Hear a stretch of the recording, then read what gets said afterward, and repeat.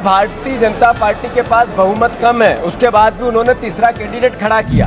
ये में कह रहे हैं कि कांग्रेस के विधायकन का 500 करोड़ रुपए के ऑफर है। कल्पना करी और एक बार फिर जब तक हम विजय प्राप्त नहीं कर ले तब तक हम शांति से नहीं बैठेंगे। मध्य प्रदेश में सियासी घमासान मचा है और यह सियासी घमासान जो मचा है वह राज्यसभा के नामांकन का लेके है। नामांकन जो है मध्य प्रदेश में 3 सीटन का लेके है। एक सीट कांग्रेस के कब्जा में ही और 2 सीट भारतीय जनता पार्टी के कब्जा में। अब सवाल ये उठ रहा है कि पहले भारतीय जनता पार्टी के द्वारा 2 प्रत्याशी उतार देंगे, कांग्रेस के द्वारा 1 प्रत्याशी उतार देंगे।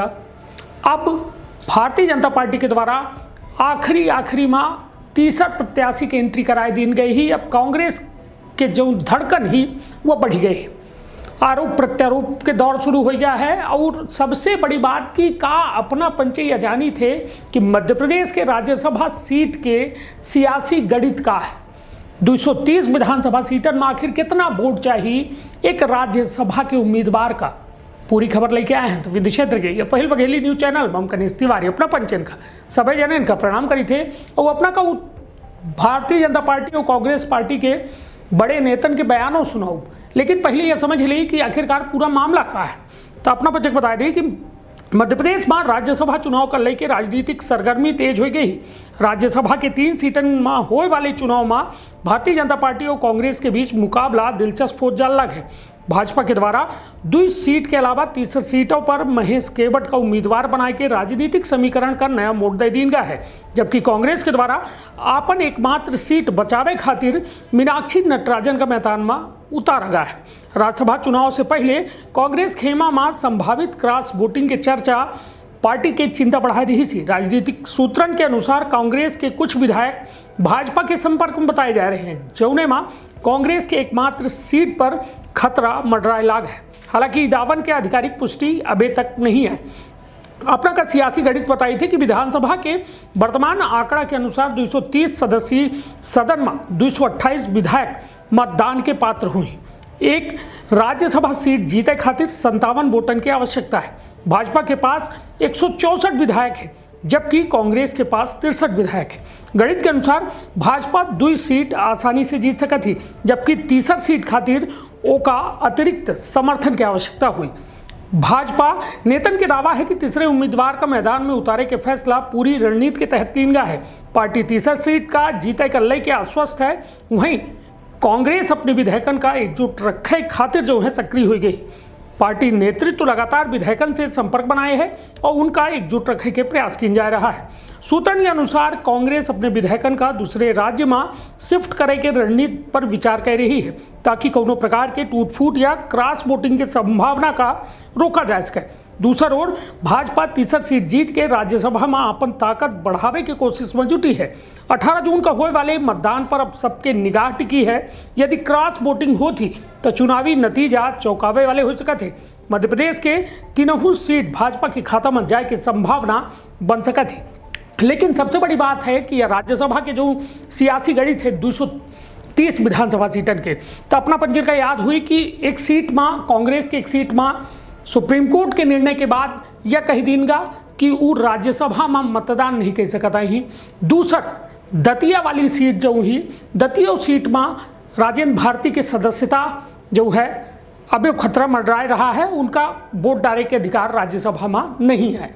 ऐसे अब मतदान जो है 228 सीटन में हुई और 228 सीटन के ये गणित जो है के खातिर फिट बैठ जात है, यह हालांकि भविष्य के गर्त में एक उत्तर है। लेकिन सबसे बड़ा सवाल है कि भारतीय जनता पार्टी यदि तीसरा उम्मीदवार उतारे तो पक्का कुछ न कुछ एक बड़ा प्लान है।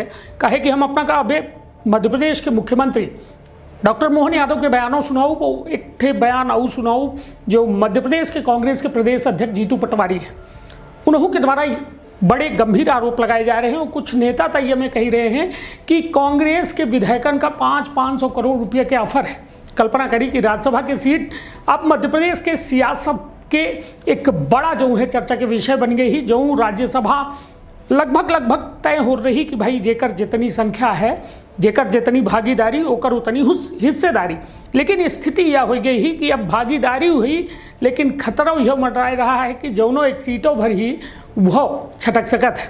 अपना के कार आए है यह सियासी गणित में जो राज्यसभा के चुनाव खातिर है, एमा अपन राय अवश्य देव। तो सुनी पूरा बयान, रखब आपन अपने परिवार के बहुत ख्याल। धन्यवाद, प्रणाम। कि भारतीय जनता पार्टी ने अभी कुछ दिन पहले महिला आरक्षण को लेकर विशेष सत्र बुलाया था। आज एक बहन को अवसर मिला कांग्रेस पार्टी के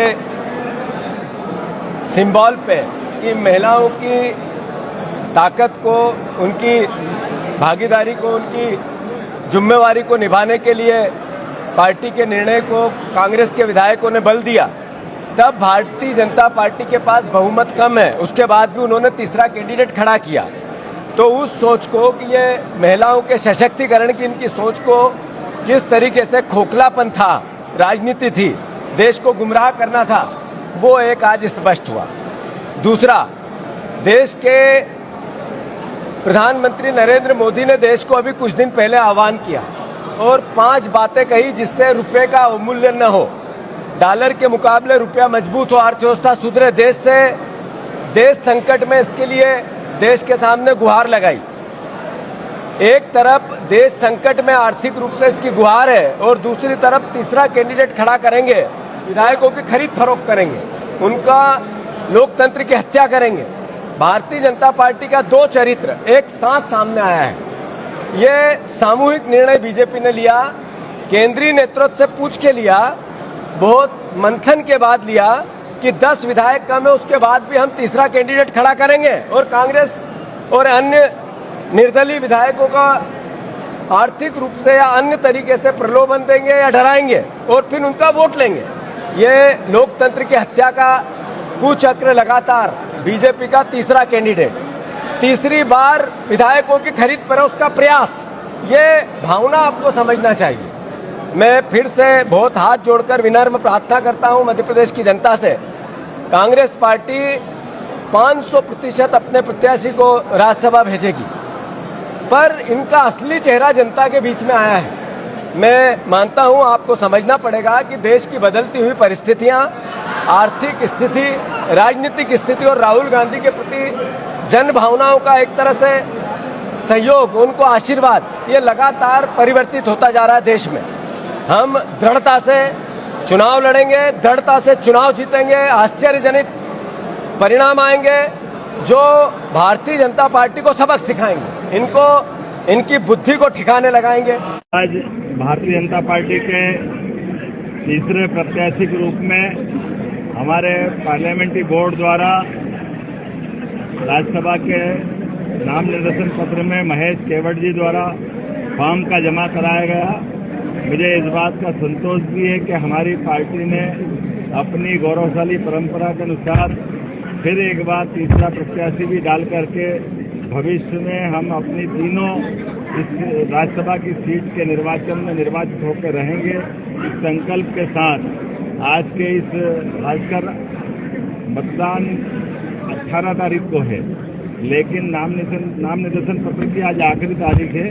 समय सीमा में हमारे योग्य प्रत्याशी और खास करके हमारा एक ऐसा कार्यकर्ता जो बाल्यकाल से स्वयंसेवक, विद्यार्थी परिषद, युवा मोर्चा, संघ, ऐसे कई कामों को करते करते अपने राम राजा की नगरी में आज भगवान राम का आशीर्वाद फिर एक बार निषाद राज की परंपरा को कायम करते हुए महेश केवट जी को मिल रहा है।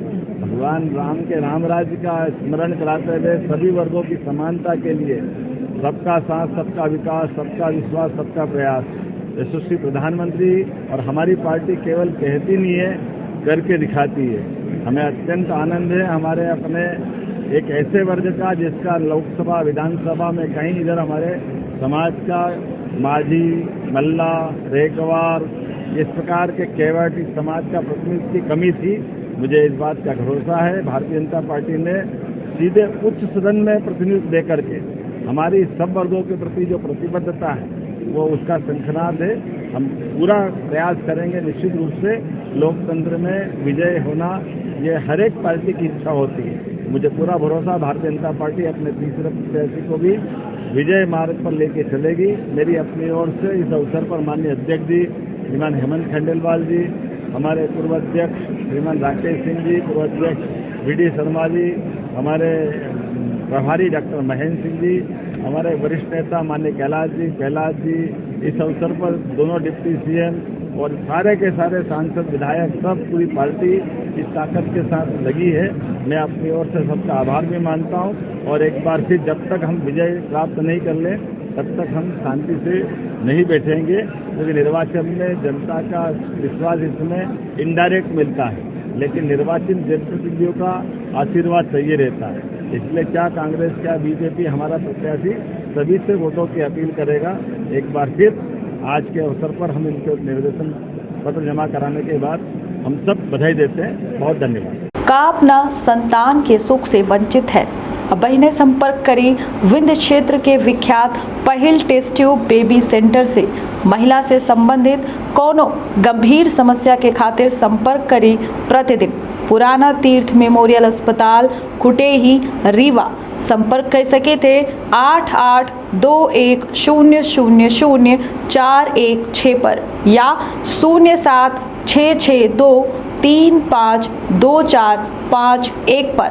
डॉक्टर बीना मिश्रा स्त्री रोग एवं बांझपन विशेषज्ञ से प्रथम IVF क्लिनिक, IVF मौत तकनीकी, लेजर हैचिंग के उपयोग,